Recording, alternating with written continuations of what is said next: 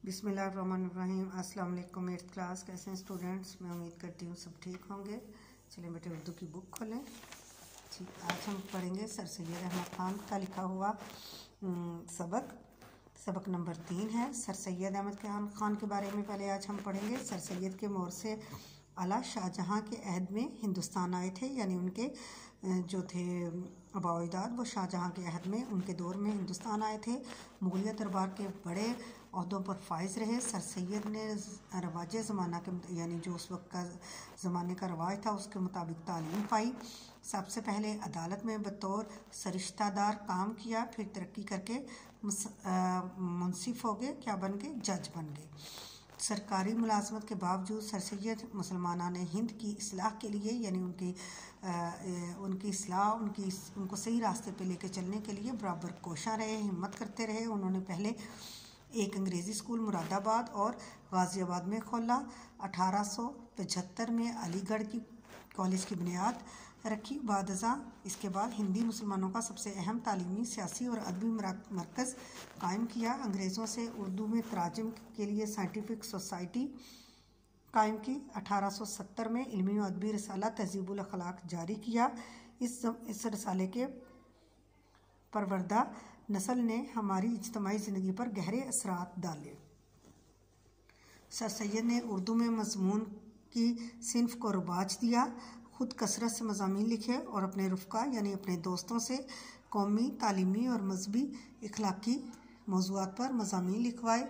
Sir Syed का असलूब यानी उनका लिखने का अंदाज़ सादा, सहल, बेसाख्ता और तसन्ना यानी मिलावट से पाक था। बाबा उर्दू डॉक्टर मौलवी अब्दुल हक उनके बारे में कहते हैं, मन जुमला बेशुमार एहसानात के जो सर सैयद ने हमारी कौम पर किए कि बहुत से और भी एहसानात किए हैं, लेकिन इनका बहुत बड़ा एहसान उर्दू ज़ुबान पर है।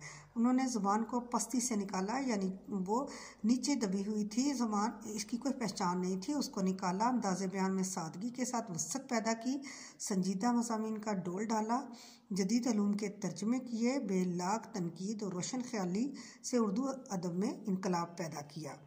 सर सैयद एक बहुत बड़े मुसल्ले और मामारे कौम होने के अलावा आला दर्जे के मुसन्निफ़ भी थे।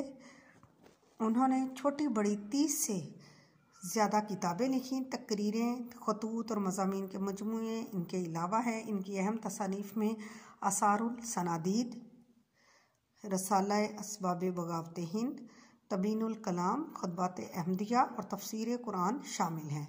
ये है बेटा सर सैयद अहमद ख़ान का तारुफ। क्योंकि इसके पढ़ने का मकसद ये होता है, इसमें से आपको MCQs आएंगे इनके तारुफ में से, तो ये ऑब्जेक्टिव टाइप पेपर बनता है यहाँ से, तो आपने इसको समझना है और याद करना है। ठीक है, आज हम इनका टॉपिक पढ़ेंगे काहली।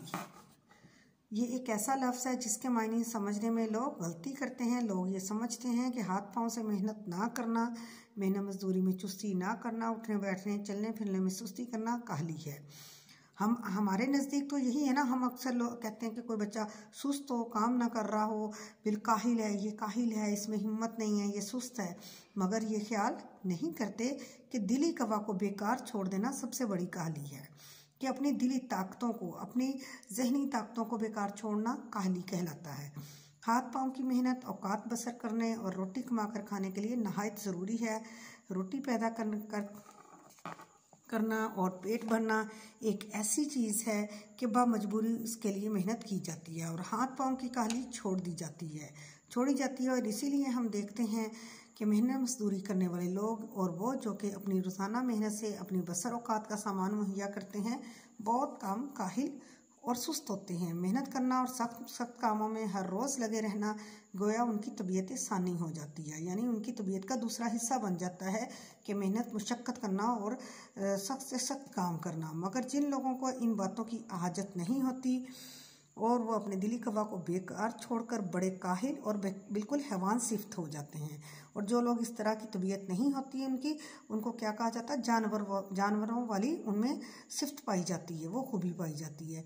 ठीक है बेटे, आज हमने उनका तारुफ पढ़ा और इतना हमने काहली का किया। आपने इतने को समझना है कि काहली बेसिकली होती क्या है। ठीक है, और इंशाल्लाह बाकी जो है हम अपना कल पढ़ेंगे। ओके, अल्लाह हाफिज़।